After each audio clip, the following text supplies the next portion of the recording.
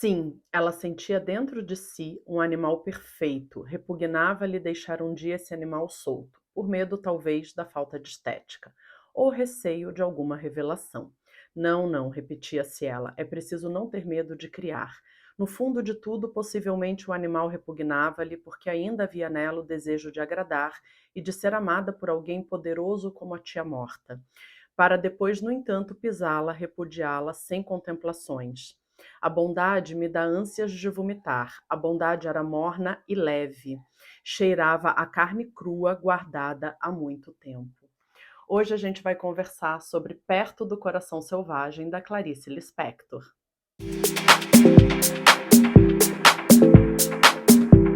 Olá, pessoal, tudo bem com vocês? Sejam bem-vindos aqui a mais um vídeo do Literanálise. Eu sou Deise Gomes, é sempre um prazer enorme vir aqui conversar com vocês, principalmente de livros excelentes, que é o que a gente vai fazer hoje. Muita gente nova chegou por aqui recentemente, sejam todos muito bem-vindos. Gratidão por terem assistido aos vídeos, por terem gostado, por terem ficado, tá? Espero que vocês gostem aí do conteúdo que eu venho produzindo. Gratidão, sejam todos bem-vindos.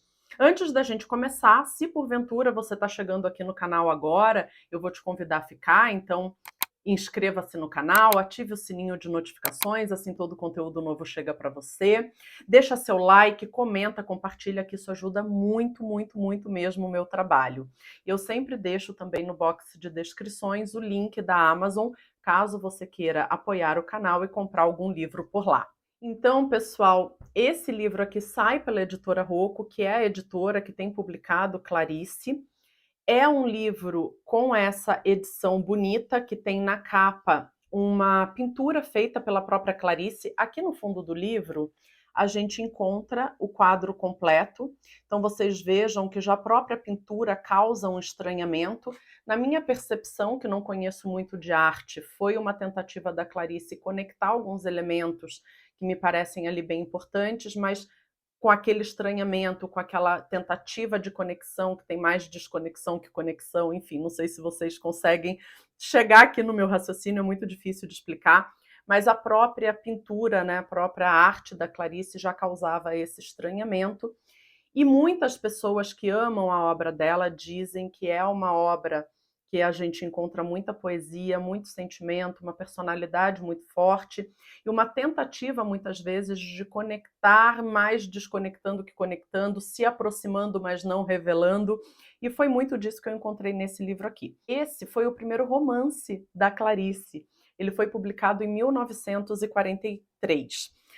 Claro, imagino que a maioria de nós aqui já conheça a Clarice, mas fazendo uma breve introdução, a Clarice Lispector, ela nasceu em 1920 na Ucrânia. Pequenininha, ela veio com a família para o Brasil, ficou ali na região de Pernambuco, depois ela foi se mudando, morou no Rio, tal, e ela morre, né, falece em 1977 no Rio de Janeiro. Tinha formação em Direito pela Federal do Rio de Janeiro. Ela escrevia para jornais e foi construindo a sua obra com ensaios, com novelas, com contos, crônicas e romances. Aqui, pessoal, nós vamos encontrar um romance de formação.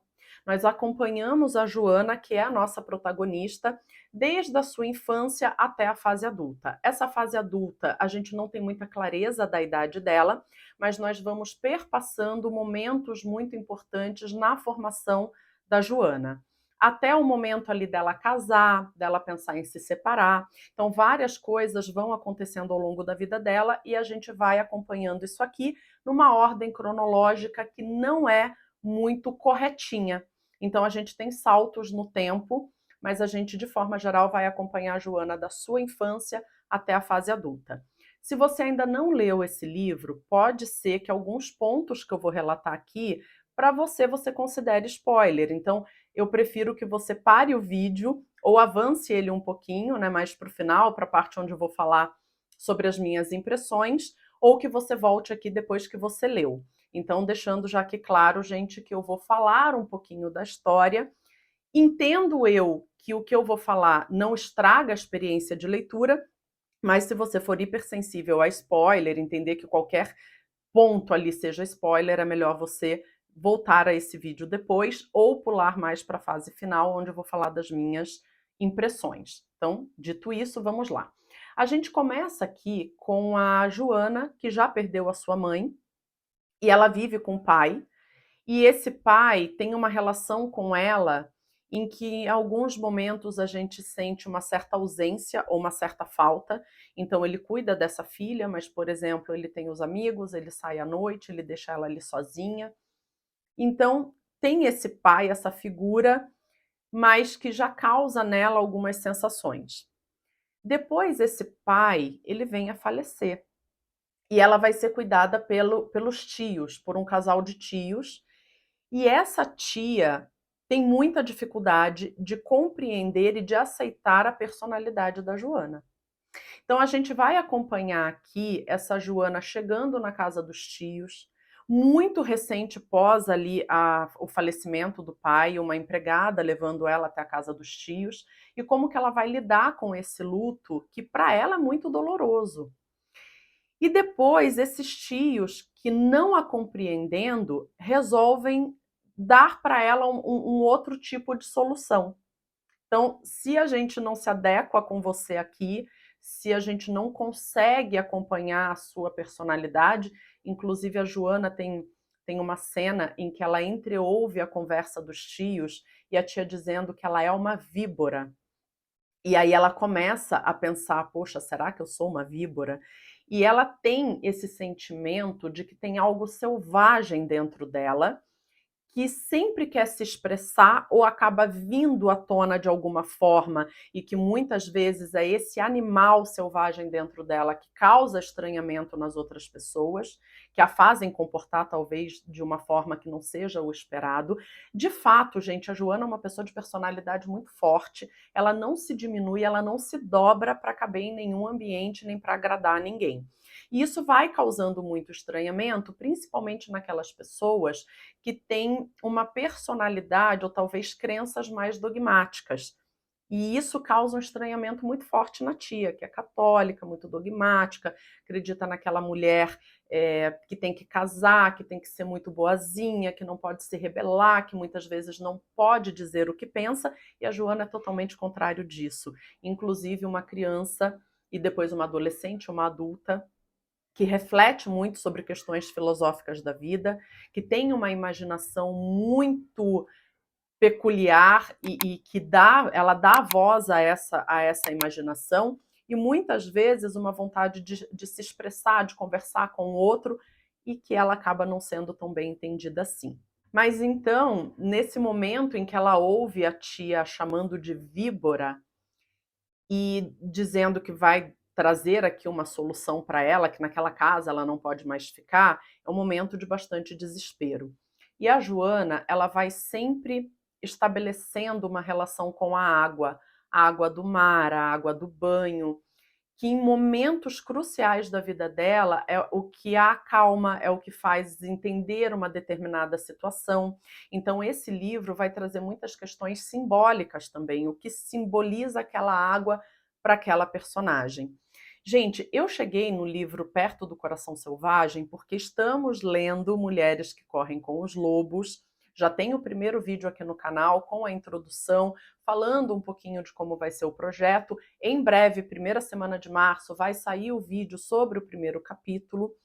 E quando a gente fala dessa mulher selvagem, essa mulher natural, esse self natural, que se a gente não olha ou não expressa, de alguma forma ele fica ali batendo na porta e querendo se expressar e vir ao mundo, é o que a Joana sente dentro de si, que a tia chama de víbora, que na Mulheres que Correm com os Lobos, a Clarissa Pinkola Estés vai chamar de lobo. Então, todos nós temos essa figura mais selvagem dentro de nós, que em algum momento quer se expressar, que faz parte da nossa personalidade, de quem nós somos, e que muitas vezes a sociedade, do jeito que ela está organizada hoje, ela não dá voz, ela não dá espaço. Inclusive, parece que é algo dentro da gente que é errado, que tem menos valor e que a gente tem que jogar para debaixo do pano. Uma sociedade que preza cada vez mais pela razão, pelo materialismo, pelo individualismo. E quando a gente fala desse self mais puro, mais natural, selvagem de certa forma, a gente está falando de uma porção mais emocional, mais intuitiva, mais imaginativa, mais livre, que muitas vezes a nossa sociedade não contempla, principalmente em mulheres. E é isso que a gente vai acompanhar aqui.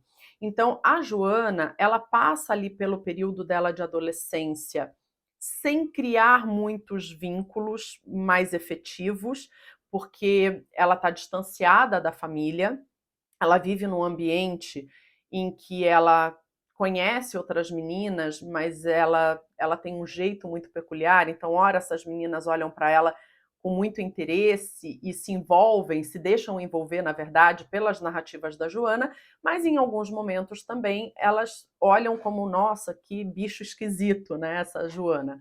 E ela vai vivendo dessa forma. Até o momento em que ela conhece um rapaz e ela acaba casando com ele. E a gente vai acompanhando como que ela encara esse casamento, o que que é esse casamento para ela, como que ela encontra e desencontra esse marido no próprio dia a dia, um marido que não abriu mão do passado e que casou com ela, mas traz esse passado junto, e aqui também não quero dar spoiler, mas quando ela descobre que esse marido não abriu mão do passado e que esse passado ainda está convivendo com ele, ela vai se defronta com essa situação, e daí essa situação para ela também é muito esquisita, porque acaba falando novamente de você é uma pessoa má, você é uma víbora, você é um animal selvagem, ninguém te entende, você sempre foi assim, você é uma pessoa calculista, você faz as coisas para magoar os outros. Então, é aquele momento em que o teu encontro com o outro parece que o outro é um santo com uma auréola na cabeça e que você é tudo de ruim porque você se posiciona, porque você fala o que você pensa, porque você se dá a liberdade de não ser da forma que o convencional gostaria que você fosse. Então, a gente vai acompanhando a Joana em todos esses momentos. E isso vai criando para a gente, por um lado, muita empatia, pelo menos em mim aconteceu isso. Por um lado, eu fui sentindo muita empatia e fui recordando daquela Daisy mais jovem, até uns 20 e poucos anos, até o começo dos 30 anos, que era uma pessoa talvez um pouco mais selvagem no sentido de dizer o que pensa, de brigar por aquilo que pensa, de muitas vezes, tem que encerrar uma amizade, a gente encerra mesmo, paciência, de seguir o caminho sempre com muita fé, acreditando, muito intuitiva, e que conforme a gente vai crescendo e amadurecendo, parece que se a gente ainda tem essa porção, não amadureceu ou que não é mais tão bem aceito, tão bem visto assim. Principalmente depois que eu virei mãe, né? Parece que a gente precisa começar a colocar algumas máscaras para ser a boa mãe. E aí, gente, é isso que a gente vai acompanhando da Joana aqui. E vai criando muita empatia, mas também em alguns momentos muita estranheza. E não vou mentir para vocês, que foi um livro que mexeu comigo fisicamente. Em alguns momentos eu não conseguia respirar, lendo e querendo saber o que ia acontecer, não porque tenham muitos acontecimentos, né? Até porque aqui a gente está falando de um livro em que o narrador, ele é um livro de aproximação. Esse narrador, ele tenta se aproximar ao máximo do problema, ele tenta se aproximar ao máximo dessa protagonista, como se ele estivesse dentro da cabeça dela, narrando, e muitas vezes como se ele perdesse a voz narrativa e ele estivesse muito dentro do que está acontecendo e essa protagonista sentindo tudo aquilo que está acontecendo e sendo narrado. Então, é um romance mais assim de aproximação, com fluxo de consciência, então muitas vezes não é fácil da gente acompanhar, mas que me deixou extremamente sem fôlego. E mais uma vez, com teor psicológico muito interessante, porque a gente está falando de um livro escrito por uma jovem. E essa capacidade da Clarice trazer para o mundo algo com teor tão psicológico me surpreendeu muito positivamente. Eu fui atrás de saber, né, o que tinha inspirado a Clarice Lispector a escrever esse livro aqui, até porque Perto do Coração Selvagem tem uma conexão com Ulisses do James Joyce, e no começo do livro a gente tem aqui, eu esqueci como se fala, gente, mas a gente tem aqui esse trechinho, né, do James Joyce. Ele estava só, estava abandonado, feliz, perto do selvagem coração da vida. E aí a gente pode pensar o seguinte: por que perto do coração selvagem e não dentro do coração selvagem? Isso, lendo o livro, também a gente vai entender. É sempre essa proximidade, mas talvez o não estar dentro. Então, é um livro bem interessante nesse sentido e tem essa conexão com Ulisses de James Joyce. Mas se engana quem acha que foi Ulisses que fez a Clarice ter a ideia e a inspiração para esse livro aqui, que é maravilhoso. Na verdade, o que a inspirou foi O Lobo da Estepe, do Hermann Hesse. E aí, gente, puxa, eu fiquei muito interessada também de ler, claro, O Lobo da Estepe, do Hermann Hesse, e em breve a gente vai falar sobre ele aqui.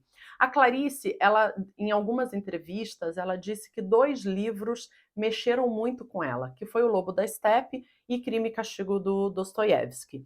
Crime e Castigo, eu já tive a experiência, li e fiquei vários dias sem conseguir dormir direito, achando que toda aquela culpa era minha e sentindo muito mesmo o livro. É um livro, para mim, que foi muito visceral. E ela trouxe essa experiência em relação ao Lobo da Estepe e em relação ao Crime e Castigo, mas, mais uma vez, o que a fez ter a inspiração para esse livro aqui, na verdade, foi O Lobo da Estepe, do Hermann Hesse, um grande escritor alemão que vivia mais ali na Suíça e que foi contemplado, se eu não me engano, em 1946 com o Nobel de Literatura. Muita gente diz que esse livro tem muita conexão com a vida da Clarice Lispector e que, inclusive, ela tem ali uma carta trocada entre o ex-marido dela, Maury, e ela, Clarice, em que ele a chama de Joana. Então, sim, pode ter muito de Clarice em Joana. Eu tenho a biografia da Clarice Lispector aqui em casa, confesso que fiquei com vontade de ler. Mas sendo muito sincera para vocês, se tem da Clarice aqui ou se não tem, isso para mim pouco importa. Eu não sou aquele tipo de leitora, gente, que fica atrás de saber o quanto tem do pessoal do autor aqui. Eu gosto de mergulhar mesmo no texto, na obra e sentir a obra. E aqui eu acho que a Clarice fez um trabalho tremendo, inclusive um trabalho que mexeu muito com a crítica. Muita gente na época falando bem do livro, muita gente falando mal. Teve quem dissesse, inclusive, que com esse nome, Clarice Lispector, só podia ser um pseudônimo. E depois não, né? A gente foi descobrindo que sim, existia Clarice Lispector, ela foi crescendo cada vez mais no cenário literário e inaugurando para a gente aqui no Brasil o seu jeitinho, né? E trazendo muito forte essa questão do fluxo de consciência, de uma pontuação que foge à regra, de repetição de palavras que causam para a gente muitas vezes um estranhamento ou uma profundidade. Então, ela também foi inaugurando no cenário literário um jeito novo de escrever um romance. E isso foi muito bacana. Esse livro aqui, ele foi premiado. Ele foi premiado em 1944 com o prêmio Graça Aranha. Então, ele é um livro lançado em 43 e já no ano seguinte premiado. Mas, como eu disse, muita gente à época falando bem, falando mal, enfim. Mas, de forma geral, gente, é um livro curto. A gente está falando aqui de 200, 205 páginas, dependendo da edição que você tem. E um livro muito profundo que vai fazer você, em vários momentos, parar para refletir, não só sobre o teu encontro com o outro, como o teu encontro consigo mesmo, sobre essas várias versões que a gente tem de nós mesmos internamente, o quanto disso a gente deixa vir para o mundo e o que isso cria de positivo e às vezes de negativo no nosso encontro, principalmente com o outro, e aí a gente já pode começar a pensar uma questão social bastante importante. Em breve eu quero trazer aqui para o canal alguns livros que eu li e que estou relendo, que fala muito do social, né? Então, essa sociedade do cansaço, que está sempre muito cansada, porque tem que produzir o tempo inteiro, tem que comprar o tempo inteiro, muito materialista, muito individualista, e o quanto essa sociedade joga para debaixo do pano o que é emoção. E muitas vezes é o nosso jeito de pensar, de sentir e, consequentemente, de se comportar que vai criar o principal caos da nossa vida. Então, se eu não olho para uma porção importante do meu eu, que é essa porção que sente, dificilmente eu vou construir uma vida diferente, dificilmente eu vou me curar, dificilmente eu vou ter uma qualidade de vida melhor, né? Então, gente, é isso. Espero que eu tenha convencido você aí a dar uma chance para Perto do Coração Selvagem, da Clarice Lispector, um livro incrível, 5 estrelas, sem dúvida nenhuma. Eu adorei.